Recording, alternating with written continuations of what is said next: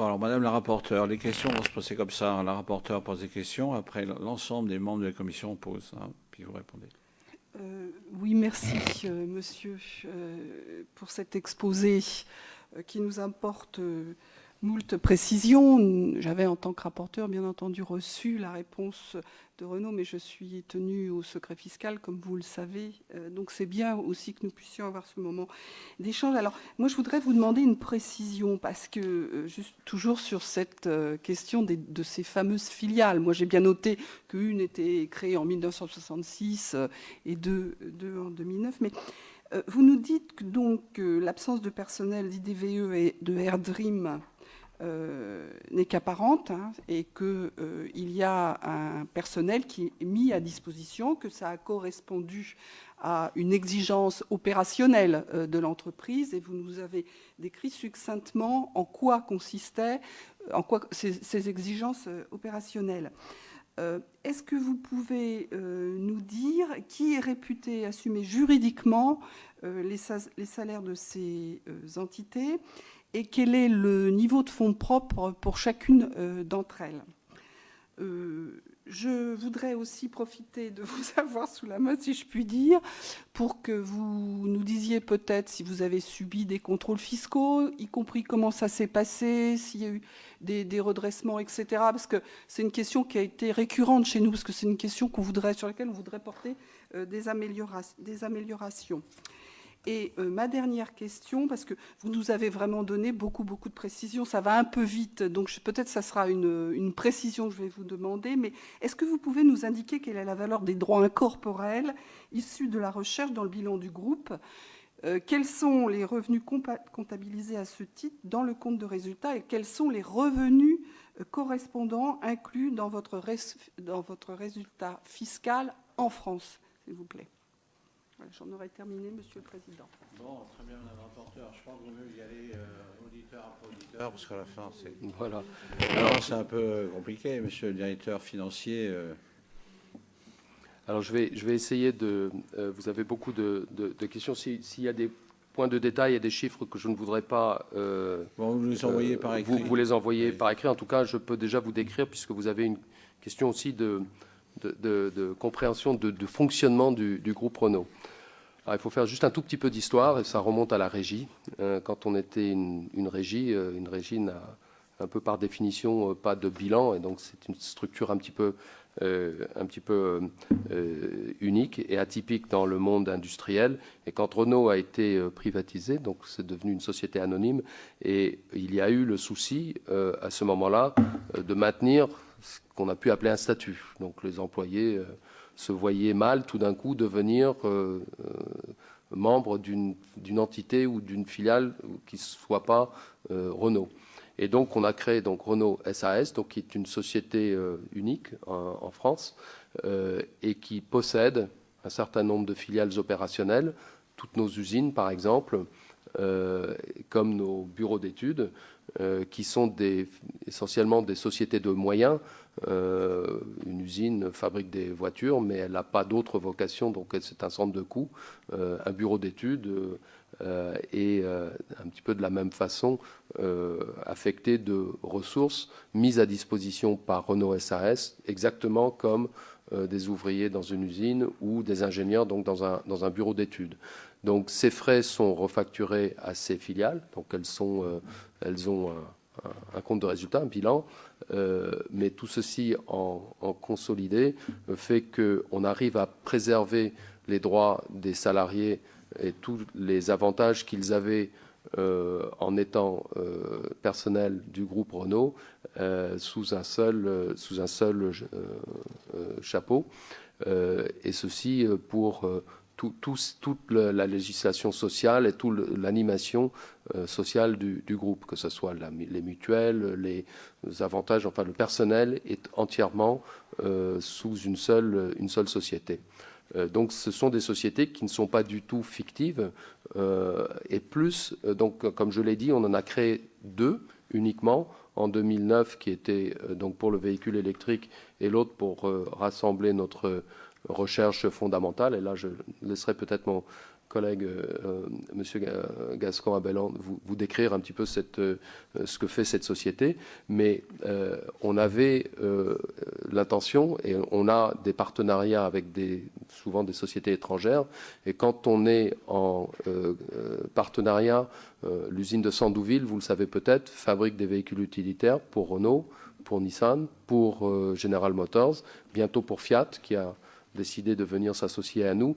Et donc, le développement de ces véhicules est fait en France par cette société IDVU, donc par du personnel Renault qui est mis à sa disposition et donc qui développe pour le compte de tiers. Et quand je dis qu'on refacture à ses partenaires un montant élevé de presque 300 millions d'euros par an, c'est le développement, c'est le travail des ingénieurs français qui est refacturé à Fiat, à Daimler, à Mercedes, à Nissan, pour le développement de véhicules qui seront ensuite vendus sur leur propre marque un petit peu partout dans le monde. Et cette société, donc ça nous permet de localiser par activité le véhicule utilitaire où nous avons des partenariats, et avec le véhicule électrique, comme là aussi il s'agissait d'ouvrir à des partenariats, j'en ai décrit un avec le CEA, donc le commissariat à l'énergie atomique, et puis d'autres dans le monde des batteries et de cette technologie. Là aussi, quand il s'agit de facturer ou de refacturer nos frais de R&D,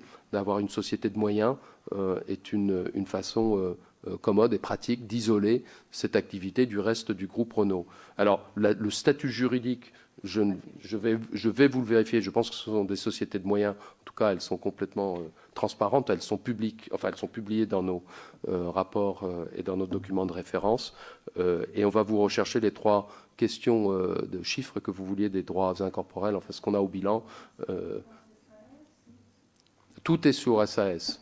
Renault SAS porte la totalité, comme je le disais, de tous les brevets, tous les actifs, et tout ce qui est corporel et incorporel est porté par Renault SAS, et le taux de capitalisation est de l'ordre de 42%. Tout est entièrement centralisé. Alors, il y a dans le questionnaire qu'on vous a envoyé, il y a un organigramme qui montre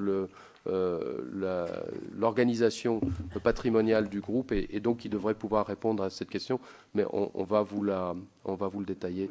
Mais peut-être un mot de la recherche fondamentale de Herbreen. Oui, simplement aussi pour clarifier pourquoi cette organisation des ressources d'ingénierie ou des ressources de recherche et développement. En général, toutes les sociétés modernes aujourd'hui sont des structures d'organisation matricielle, c'est-à-dire dans un côté on a des axes d'activité qui sont des projets finalement, et d'autre côté on a des métiers, des fonctions qui sont des spécialistes techniques, et donc les projets dans l'axe vertical on les fait en groupant des ressources qui sont spécialisées dans différents métiers en fonction de la nature du projet. Et clairement, dans le passé, c'était une des évolutions que l'entreprise il a fait pour optimiser et sa performance des résultats. Les ressources étaient un peu éparpillées en silos, découpées dans des zones étanches, chose qui faisait que certaines activités, parfois, ils étaient à la baisse, et donc les ressources étaient mal engagées. Et par contre, il apparaissait des nouvelles domaines techniques où, clairement, on avait besoin des pompeurs de ressources, et la flexibilité à l'intérieur de l'entreprise n'était pas suffisante. C'est une raison fondamentale pour laquelle on a décidé de grouper toutes ces ressources sous le même chapeau à l'objet basiquement d'avoir plus de flexibilité et en fonction de la charge des différents projets pouvoir basculer la ressource d'un côté à l'autre. Par contre, il est essentiel de maintenir l'identité des activités. L'identité des activités est de nature très différente. Par exemple, quand on a lancé les programmes électriques, c'est une activité complètement nouvelle dans l'entreprise. Il faut les créer, pas simplement des métiers, mais des programmes qui n'avaient rien à voir avec ce qu'on avait fait auparavant, et faire des partenariats avec des sociétés de recherche extérieures, aussi avec des partenaires commerciaux. Et de ces côtés-là, il faut avoir une gestion clairement indépendante, clairement individualisée, clairement visible et explicable face à nos partenaires et face à l'intérieur de l'entreprise, quelle est vraiment la dépense à réaliser et l'effort technique porté. Donc, c'est fondamental d'entendre cette structure matricielle de toutes les organisations d'ingénierie actuelles et qui permettent justement, sur le même chapeau, pouvoir faire des différentes activités d'une façon optimisée. Monsieur Vesper.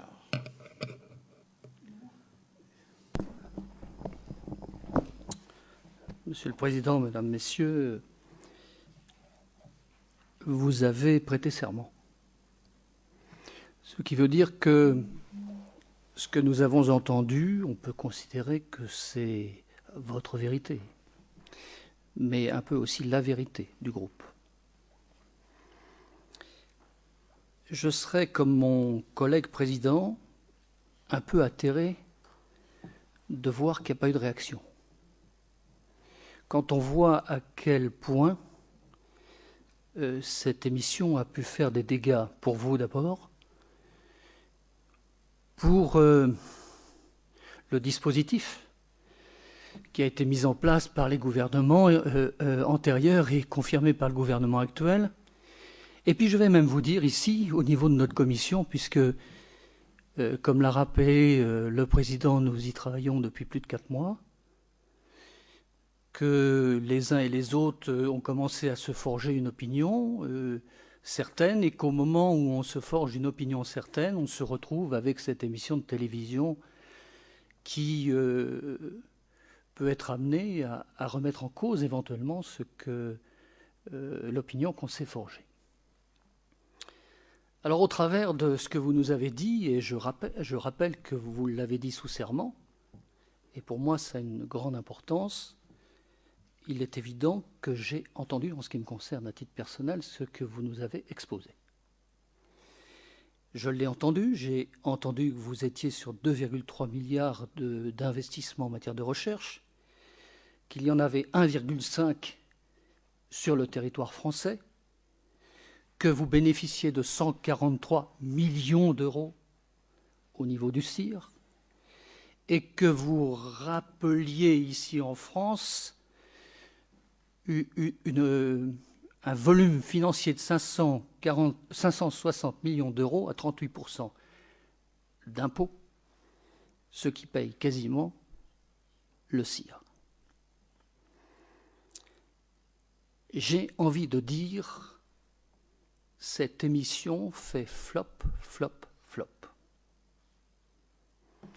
Sauf que vous êtes ici devant 10 ou 15 personnes qui vont être amenés à signer ou non, et faire des commentaires ou non sur un rapport, on en verra le contenu.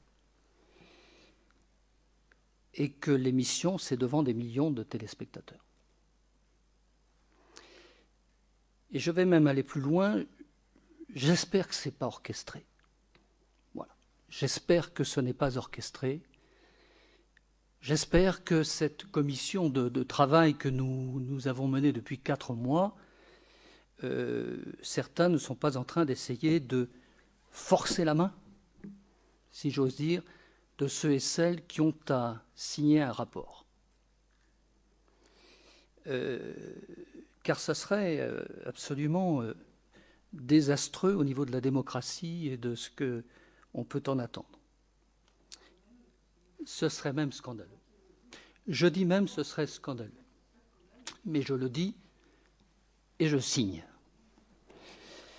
C'est la raison pour laquelle je pense qu'il faudrait que nous entendions, Monsieur le Président de France Télévisions. Parce qu'on ne peut pas impunément lancer l'opprobre et sur des dispositifs et sur des entreprises dans une période où notre pays a besoin à la fois de ces grandes entreprises et à la fois de tout le tissu PME, PMI qui permet de maintenir au mieux, même si c'est difficile, l'emploi. Je tiens à le dire, Madame la rapporteure, même si ça vous gêne. Et j'irai jusqu'au bout, si vous voulez bien, de mon propos. Je voudrais vous poser une question, puisque l'objectif, c'est effectivement de poser une question. Je voudrais vous poser une question. Vous avez dit effectivement que vous aviez maintenu les effectifs en matière de recherche, mais que vous êtes en train de les augmenter. Je voudrais que vous nous disiez, toujours sous serment, si le dispositif du CIR n'existait pas. On a déjà entendu, j'ai posé cette question déjà à d'autres, y compris des collègues à vous. Si le dispositif du CIR n'existait pas, est-ce qu'aujourd'hui, vous seriez en situation d'augmenter les effectifs en matière de recherche et développement chez Renault, ou est-ce qu'il a été un déclencheur pour vous permettre aujourd'hui d'augmenter vos effectifs en matière de recherche et développement?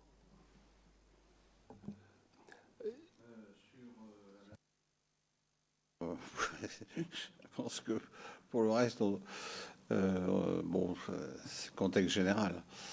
Mais je dis très clairement que sur ce dossier Renault, Madame la rapporteure travaille tout à fait objectivement. C'est la chose que je... Voilà. Bien. Alors, vous avez la parole, Monsieur Tormann. Bien. Merci. Je vais essayer de répondre peut-être par trois axes différents à votre question. Que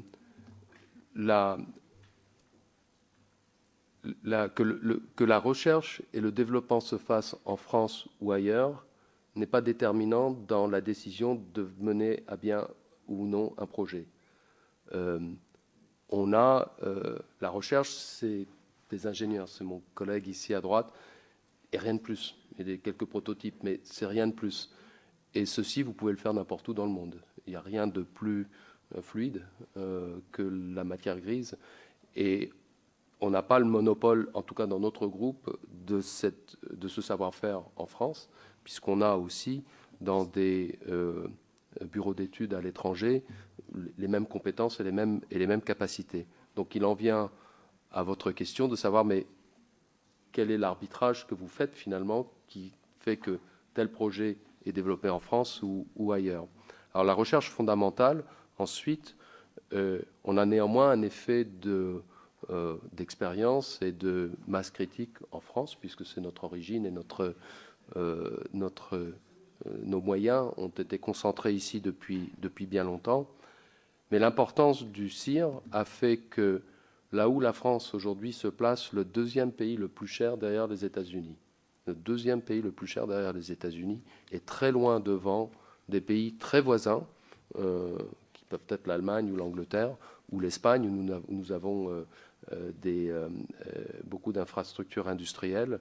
Le CIR remet la France dans un peloton, un petit peu le milieu du peloton, ce qui nous permet ensuite de faire un calcul économique par rapport à un projet et de se dire, en fait, ça remet nos forces françaises en concurrence, ou en tout cas à pied d'égalité avec nos bureaux d'études à l'étranger. Et donc ça, c'est une dimension. Et vous ensuite, de là, tirez le projet, est-ce qu'il a vocation à être essentiellement européen, ou est-ce que c'est un projet qui est un véhicule qui va être pour l'Asie ou pour l'Amérique du Sud ou l'Inde, où notre président vient de lancer, par exemple, un véhicule très innovant en Inde pour le marché indien et qui est très spécifique mais il a été développé en France. Et ça, il faut le savoir. Ce véhicule dont la presse va parler aujourd'hui, c'est le technocentre de Renault qui l'a développé. Et quand on dit que peut-être qu'il viendrait un jour en Europe parce qu'on a vu circuler, oui, il y a eu des prototypes qui ont dû circuler sur des routes pour les validations. Et donc les décisions, dans nos décisions économiques, on regarde ces coûts et le CIR nous permet d'être dans la course. Alors, écrire un scénario et vous dire quelle aurait été la décision prise sur le développement d'un projet si nous n'avions pas le CIR, c'est peut-être pas facile à le dire, en plus sous serment, parce que je ne voudrais pas vous dire quelque chose qui serait inexact, mais ça donnerait à l'équation économique un biais que nous n'avons pas grâce au CIR. Et ça c'est un premier élément de réponse. Je crois que l'embauche des 500 ingénieurs qu'on a décidé, on a signé en 2013 un accord de compétitivité en France. Et cet accord de compétitivité avec nos partenaires sociaux avait comme contrepartie un certain nombre d'engagements pris par la direction qui cherchait donc à localiser en France des productions étrangères, notamment à Flins ou encore à Sandouville, où Fiat va venir fabriquer une voiture à Sandouville, Nissan à Flins, et ceci a fait que l'ingénierie a été donc sollicitée pour des projets qui n'auraient pas existé autrement. Et le fait d'avoir le CIR nous a permis donc d'avoir un coût compétitif de l'heure ou des talents français, nous a permis de répondre à Nissan ou à Fiat ou encore à Mercedes, parce que pour eux, c'est encore plus facile que pour nous.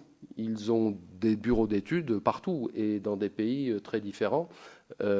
Et donc, ils n'auraient trouvé aucun avantage économique à demander à Renault de développer pour leur compte si le coût qu'on aurait coté aurait été non compétitif. Le fait d'avoir l'accord de compétitivité et le CIR, qui maintient donc un coût acceptable pour l'ingénierie, nous a permis de répondre en fait à des appels d'offres. Et comme constructeur, on s'est retrouvé quasiment fournisseur, puisque quand on développe pour le compte de Nissan ou de Daimler, ces deux-là, et vous le citiez, on refacture ce travail à ses partenaires. Et ça, ce sont des factures imposables en France, donc qui viennent nourrir la base fiscale française. Et sans notre accord de compétitivité, ça aurait été difficile d'attirer Nissan, qui avait le choix entre fabriquer sa voiture en France ou en Inde, puisqu'elle est aujourd'hui fabriquée en Inde, la Micra. Elle vient en France. C'est quand même un témoignage, je crois, des deux, de ce retour à la compétitivité de notre ingénierie, ou Fiat, qui vient à Sandouville se joindre au projet du véhicule utilitaire. Et là aussi, tout ça s'est développé par tes équipes. Je peux simplement pour vous compléter, par exemple, aujourd'hui les activités d'ingénierie mécanique, où vous connaissez tous les moteurs Renault, notamment les moteurs diesel, mais aussi des moteurs essence, et puis une gamme des moteurs hybrides, moteurs électrifiés qu'on est en train de développer aujourd'hui sont plébiscités par tous même nos compétiteurs, on va dire. Et à tel point qu'aujourd'hui, l'activité d'ingénierie mécanique qu'on fait ici en France comporte à peu près 30% de l'activité, il est pour les comptes de nos partenaires. 30% qu'on n'aurait pas si on n'était pas compétitif. Et 30%, c'est énorme. Je peux vous le dire, c'est énorme. Et ça permet en même temps de pouvoir se payer du développement des nouvelles technologies pour donner une continuité, pour soutenir cette activité-là. Et notre vocation et notre volonté, clairement, c'est de faire de la France, et notamment de nos équipes en France, vraiment la base technologique de ce qui sont les futures plateformes automobiles. Vous avez dans l'automobile, il y a, pour dire comme ça, le contenu technique, puis ce qu'on voit extérieurement, la carrosserie, c'est une espèce de pot qu'on met sur la plateforme. Mais la vraie valeur ajoutée, la vraie savoir-faire et la vraie technologie, il est dans la plateforme. Et de ce côté-là, on a l'intention de pouvoir poursuivre ces développements ici et desservir, pour le dire comme ça, tous les autres marchés sur ces bases techniques et puis pouvoir développer des applications qui c'est ni plus ni moins déjà la finition du travail commencé ici. Si je peux me permettre, monsieur le sénateur, si je peux juste me permettre un complément pour répondre définitivement, j'espère, à votre question. L'ingénierie dans l'industrie automobile tire tout le reste. C'est-à-dire que si vous avez une ingénierie compétitive en coût, vous arrivez plus facilement à localiser, à nourrir vos usines, à fabriquer localement, puisque le développement est un peu détaché du lieu de vente. Mais quand vous avez un développement qui est fait et qui rassemble les techniques que vous avez employées sur plusieurs gammes de véhicules, vous avez des effets d'échelle, de partage, et de plus en plus de technologies sont communes aux voitures. L'électrification, c'est la même, qu'elle soit petite ou grande, ce sont les mêmes composants qui sont utilisés. Et donc, pour nous, ce qui est fondamental, c'est l'amont, Donc on part tout à fait de la recherche fondamentale qui ensuite se décline en recherche d'application.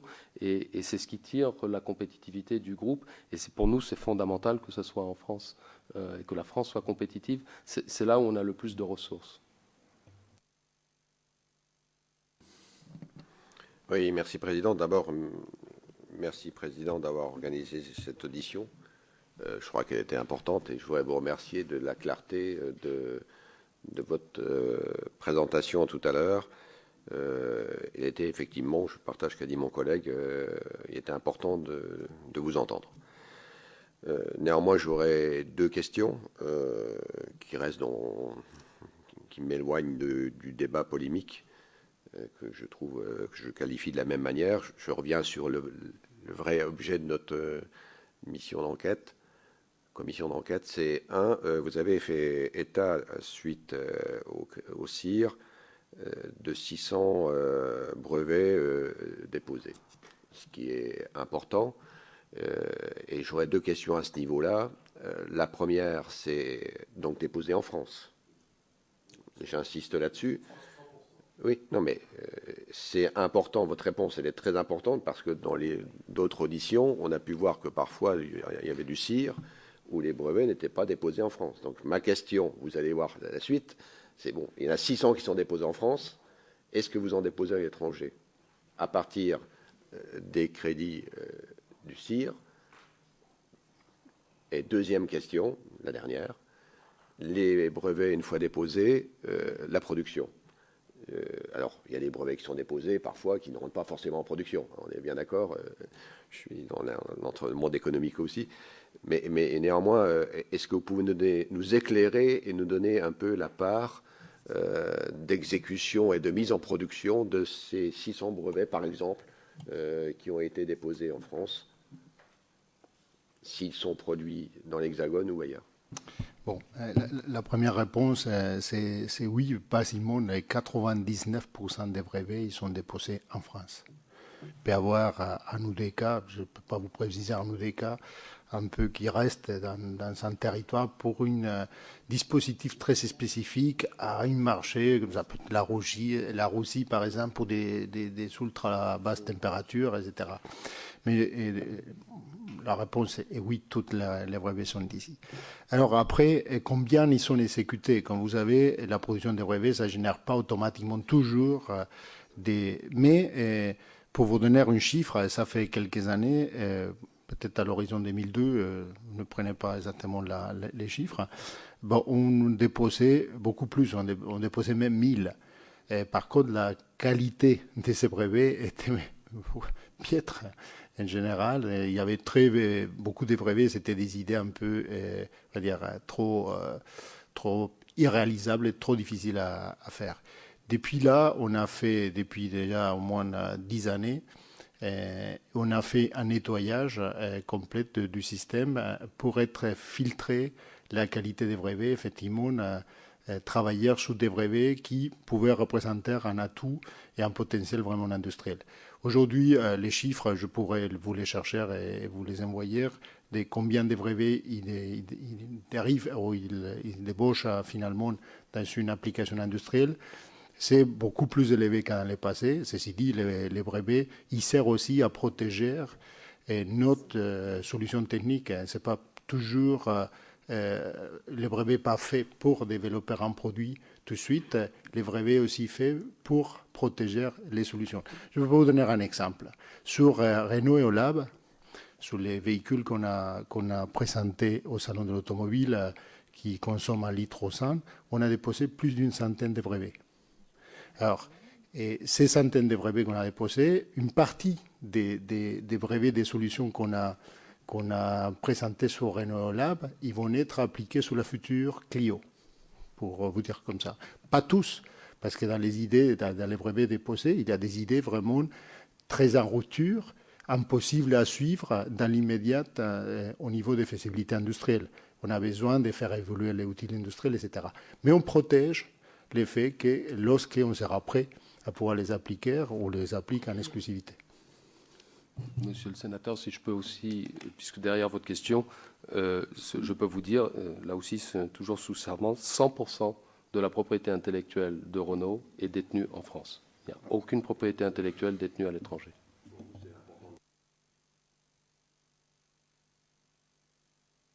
Est-ce que tu as une réponse complète? Oui, complète la réponse, ta question par la Non, j'en profite.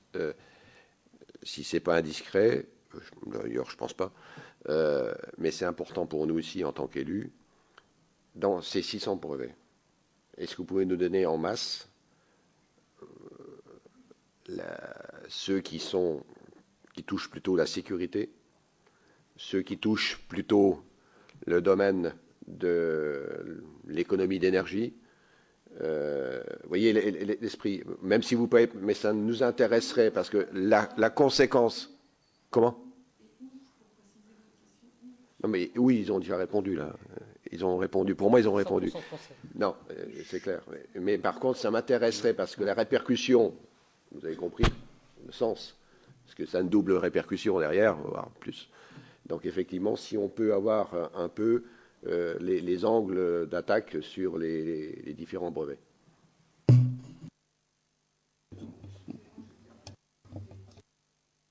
Pris que 100% ou 99,%, on n'est pas, étaient immatriculés en France, mais où sont-ils réalisés et comment sont perçues les redevances liées au brevet? En France. Tout est réalisé en France. Ça, c'est très important pour nous de savoir clairement ça. Merci. Voilà. C'était sa question. Oui, c'était votre question, mais je n'avais pas bien compris.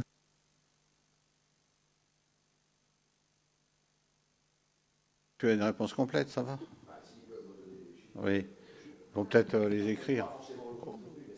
On vous facilitera absolument les découpages sur quel domaine technique ils portent les brevets. Il n'y a aucun problème. Vial. Madame la rapporteure, c'est encore pire, c'est-à-dire que nous facturons l'étranger pour l'usage de la propriété intellectuelle en France. C'est toujours, la redevance, elle revient en France, toujours. Et les montants sont dans votre questionnaire par année. C'est ça en fait partie. Vial, qui attend depuis un moment. Oui, mais j'écoute également avec intérêt. Non, d'autant plus que une question qui se décompose en deux parties, une quantitativement et l'autre qualitativement, mais c'est dans le prolongement d'ailleurs de l'échange depuis un instant. Question quantitativement, vous avez effectivement parlé de la recherche-développement en disant qu'elle se faisait massivement en France, mais sur plusieurs sites. Il est intéressant pour nous, par rapport à la valeur, au coût de la recherche-développement, que vous puissiez nous donner quels sont les autres sites Renault dans le monde, quelle est l'importance de ces sites de recherche-développement, le nombre de chercheurs, de personnels qui sont attachés, et puis site par site, le coût, puisque effectivement vous avez indiqué que c'est en France que le coût de la recherche-développement est le plus élevé et que le CIR contribuait pour beaucoup, si ce n'est à le rendre plus compétitif, en tout cas à en atténuer le coût, puisque vous avez indiqué qu'il était le deuxième coût le plus cher sur le plan international. Alors, ma deuxième question, cette fois-ci sur le volet qualitatif, vous nous avez dit qu'effectivement, vous développiez en France, sur cette recherche-développement, compte tenu effectivement de l'amélioration du coût qui était donnée par le CIR, un certain nombre de développements dans des cadres des partenariats. J'imagine que ces partenariats, ils sont liés aussi à la qualité de la recherche-développement de ces pôles de recherche. Et là, ça s'inscrit dans des démarches que vous connaissez bien, les pôles de compétitivité, c'est-à-dire d'essayer de rassembler dans des filières, et j'imagine que si vous développez le véhicule électrique en France, c'est que vous avez dans ce domaine-là des compétences. Vous avez évoqué notamment les partenariats avec le CEA que nous avons rencontrés par ailleurs. Donc ce sont ces écosystèmes qui sont importants, qui sont également importants pour nous, parce que si on veut que la recherche-développement de bon niveau se développe en France, il faut que ces écosystèmes se maintiennent. Alors, dans ce volet-là, est-ce que vous pouvez peut-être nous donner plus d'éléments sur les instituts avec lesquels vous développez certains programmes. Là, le collègue vous demandait à l'instant de nous donner des précisions sur la nature des brevets par rapport à certaines catégories. Est-ce que vous pouvez nous donner les instituts avec lesquels vous travaillez, la mobilisation des enseignants, du CNRS, des doctorants et autres, puisque c'est également pour nous un élément important de voir les passerelles, les liens qu'il y a entre le milieu de l'industrie et le milieu de la recherche, et notamment celle universitaire. Voilà donc, si vous voulez, cette deuxième question sur toutes les informations que vous pourriez nous donner, qui sont également un élément non négligeable sur la philosophie de la recherche-développement, mais je dirais la capacité qu'on a de maintenir et développer cette recherche-développement en France. Bien, je vais peut-être prendre votre première question et laisser mon collègue prendre les deux suivantes. Donc les sites de Renault, nous en avons 4 à l'étranger, en Inde, en Roumanie, au Brésil et en Corée du Sud. Donc là, il s'agit de bureaux d'études, donc de centres de recherche. Pour vous donner un ordre de grandeur, si la France est étalonnée à 100, l'Inde, c'est 25, 26. Donc c'est un quart du coût de la France avant CIR. Une fois qu'on a le CIR, la France se retrouve à peu près comme le Brésil, par exemple, en coût d'ingénieur. Souvent, dans des pays réputés être à bas coût, le coût de l'ingénieur relatif aux autres professions et aux autres métiers dans ces pays-là est relativement peut-être élevé par rapport à d'autres professions. Donc les écarts sont moindres que si vous compariez, par exemple, le coût d'une usine en France ou en Espagne ou en Allemagne ou en Angleterre par rapport à une usine en Inde. Là, l'écart serait encore beaucoup plus important. Et donc le CIR nous ramène, en tout cas dans notre industrie, dans un peloton où on serait pas très loin de la Grande-Bretagne, on serait à peu près comme l'Italie ou encore le Brésil, et donc nettement moins cher. Le pays le plus cher au monde, ce sont les États-Unis aujourd'hui, qui attirent. Oui. Alors on a un tableau qu'on a mis également dans le questionnaire qu'on pourra vous donner. Alors peut-être donc les questions relatives au pôle de compétitivité, les instituts avec lesquels on travaille. Peut-être certainement Renault, il est participant et intégrante de la plateforme, la filière automobile. Et c'est dans ces cadres-là où on développe divers programmes qui sont d'intérêt général et qui sont un peu que des vecteurs, des dynamiques pour pousser la recherche dans l'automobile. Et notamment, c'est dans ces cadres-là qu'on a lancé le projet du véhicule des litres au 100, un véhicule qui consomme moins de litres au 100, qui était démarré dans les grenelles de l'environnement, mais qui était passé après à la plateforme. Et dans l'écosystème de la plateforme, on a, à part de réunir les grands équipementiers qui travaillent avec nous, quand je dis avec nous, c'est avec les PSA et Renault, qui sont un peu les acteurs des bases au centre de la plateforme. Et il y a tous les grands équipementiers et après les petits équipementiers. Et dans ces cadres-là aussi, on anime, et j'étais personnellement censé aussi des tireurs de cette affaire, et on anime les pôles de compétitivité. Donc régulièrement, on s'est réunis avec les pôles de compétitivité et on essaie tous ensemble de coordonner un peu les axes de recherche sur les différents domaines techniques qui nous intéressent autour de ces grands programmes qui sont aujourd'hui les véhicules électriques, les véhicules connectés, les véhicules autonomes, et puis la réduction un peu des consommations des véhicules conventionnels. Et notamment de ces côtés-là, on a pris une initiative qui très tôt il va être connue. C'est dans les prochains ateliers de la plateforme automobile. On va tenter une nouvelle approche justement pour tirer un petit peu plus profit des pôles de compétitivité pour mieux les orienter vers la recherche et vers les innovations techniques appliquées de montrer une espèce de cahier des charges très précise dont les constructeurs automobiles ils ont vraiment besoin de nouvelles idées, d'une façon beaucoup plus concrète que dans le passé, c'est-à-dire au lieu de définir d'une façon très peu précise ou trop générale les axes de recherche, c'est dire exactement quels sont les éléments techniques dont on a besoin pour améliorer la compétitivité des constructeurs. Et de cette façon-là, vraiment pousser des vrais programmes qui se réalisent, des programmes vraiment qui ont un côté applicatif important. Ça, c'est une chose.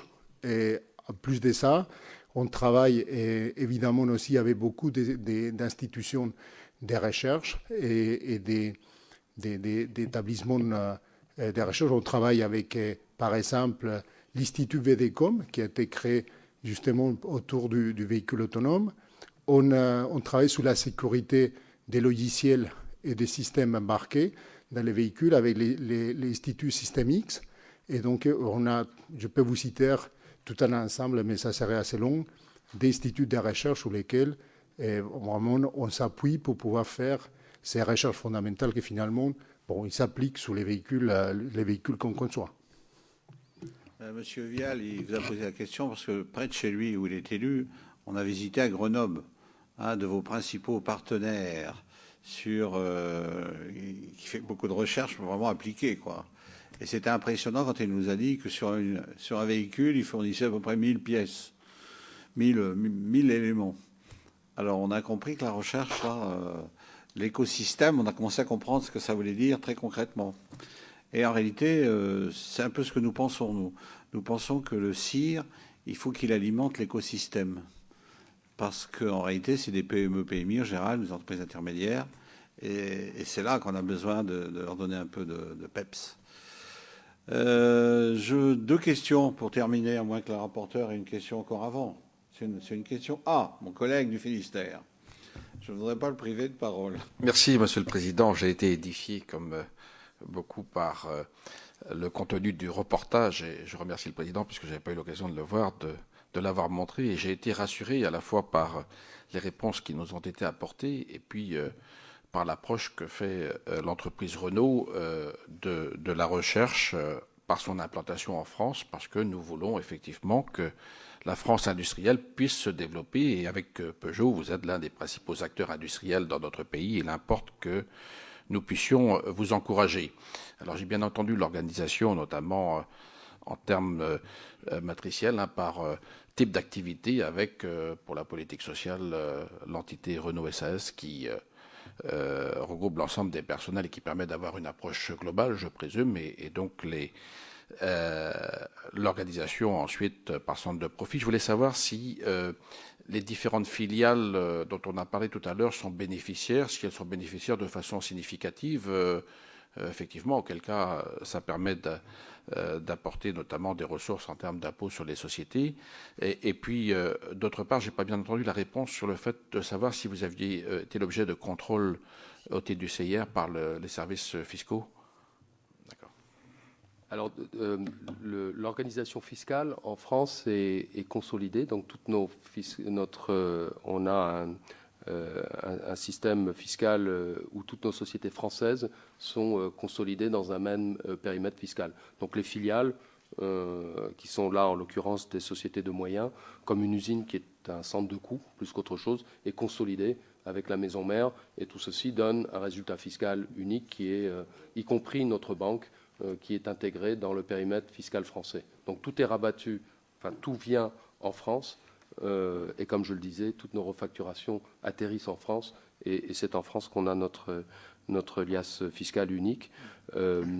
Et effectivement, le personnel, ça nous permet d'avoir un ingénieur ne travaillera peut-être pas tout le temps sur un véhicule utilitaire. Et le jour où il faudra passer à un véhicule électrique, s'il n'était pas facile de le déplacer d'un projet à l'autre, on aurait autant de filiales quasiment qu'on a de projets. Et là, vous multipliez les coûts administratifs et puis ça crée des situations de statut à l'intérieur de l'entreprise qui deviennent finalement assez difficiles à gérer. Alors oui, nous avons été contrôlés. Alors d'abord, tout le dispositif est totalement public, hein, il est communiqué dans nos plaquettes qui sont déposées le document de référence à l'AMF. Donc le dispositif est évidemment connu des services fiscaux français. Nous sommes régulièrement audités et contrôlés, et ces sociétés ont toutes été contrôlées et n'ont jamais fait l'objet d'un commentaire ou d'un redressement, et encore moins d'un redressement. Pardon ? Le rescrit fiscal, je crois me souvenir. Non, non. C'est effectivement dans notre... Oui, c'est une de vos questions. Voilà. Alors, pour terminer, 2 questions, messieurs, puisque Madame Dezna a décidé de ne pas intervenir. Ces problèmes fiscaux avaient l'air de la terroriser. Non, ça va. Alors, Monsieur Gascoigne-Bellan, on parle toujours de notre sous-équipement en robots. Nos robots, on est surrobotisés. Alors vous êtes vraiment dans l'activité où le robot, la fabrication de vos voitures, est quand même un élément majeur. Alors, est-ce que vous pouvez nous dire si par rapport à l'industrie allemande, j'ai visité pas en Allemagne, mais à Bratislava, l'usine Volkswagen, où ils faisaient 15 Brabants, maintenant ils font 1900 véhicules le jour. C'est impressionnant avec la robotisation. Alors, est-ce que notre robotisation, elle est à la hauteur des enjeux d'aujourd'hui, ou est-ce que nous avons encore besoin, sur le secteur de robots, de dépenser encore un peu de crédit d'impôt recherche? Ensuite, à monsieur le directeur financier. Ça, c'est la question qui n'a rien à voir avec le CIR, mais qui peut avoir un rapport avec l'ambiance. Vous avez pratiquement un des plus gros budgets d'annonces publicitaires, si ce n'est le premier de France, hein, je crois, ou le deuxième. Bon. Alors, est-ce que vous pouvez nous dire, avec Antenne 2, ça représente combien? Soit en pourcentage, soit en somme. Si vous ne l'avez pas, vous nous l'enverrez par... vous nous l'enverrez, vous essaierez de nous l'envoyer. Ça doit être assez... c'est une question d'ambiance, hein, j'ai bien dit. Mais ça serait quand même curieux que vous nous disiez les 3 dernières années comment les choses ont évolué. Ça serait intéressant. Voilà. Et puis, voilà, réponse, la dernière, vous pouvez le faire par écrit. Hein. Par contre, les robots... Sur mes questions fonds propres et dans les entités qui étaient mises en questionnement, et puis les revenus du droit. Voilà. Et puis, ensuite, monsieur le rapporteur de la Commission des finances, il est convaincu. Donc, il ne pose pas de questions. Donc, on conclura la séance. OK. Par rapport à votre question sur la robotisation, je ne vais pas rentrer dans un débat ultra technique. Mais vous pouvez, on est même capable de comprendre. Non, mais clairement, je peux vous dire qu'on a une réflexion au sein du groupe vraiment sur comment améliorer la compétitivité des usines en France. Et ça, c'est un des soucis majeurs que nous avons. Et nous avons étudié différentes propositions d'optimisation de l'outil industriel. Et naturellement, ça passe autant sur l'aspect qualité comme sur l'aspect productivité pure, c'est-à-dire coût des fabrications. Et effectivement, la robotisation, c'est un outil qui devient très intéressant aujourd'hui. Mais c'est un outil qui devient encore plus intéressant quand on est dans des fabrications à un certain volume et avec une certaine aussi flexibilité. Et aujourd'hui, le groupe Renault il s'est engagé sur une démarche vraiment de standardisation très forte des plateformes qui permettent déjà pouvoir créer différents modèles à partir d'une seule base du véhicule. Ils permettent peut-être une utilisation beaucoup plus efficace de la robotisation. Et à l'étude aujourd'hui, nous avons différents projets pour probablement l'utiliser beaucoup plus massivement dans certaines usines françaises. Mais je ne peux pas vous préciser plus parce que justement, ce sont des projets qui sont en construction et qu'ils aboutiront d'ici à quelque peu, mais plutôt sur les courts termes que sur les longs.